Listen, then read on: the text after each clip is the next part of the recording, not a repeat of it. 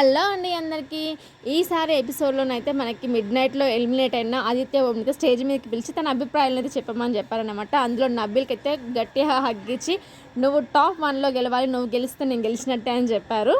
నాకైతే చాలా బాగా అనిపించింది. అండ్ బిగ్ బాస్ బజ్ అయితే చూడండి, దాంట్లో మణికంఠ గురించి కొన్ని వర్డ్స్ అయితే లూజ్ అయ్యాడు. అదేంటి అనేది ఎపిసోడ్ చూస్తేనే మనకు తెలుస్తుంది. ఒకవేళ చూసిన వారు ఎవరైనా ఉంటే ఖచ్చితంగా లైక్ అయితే చేయండి.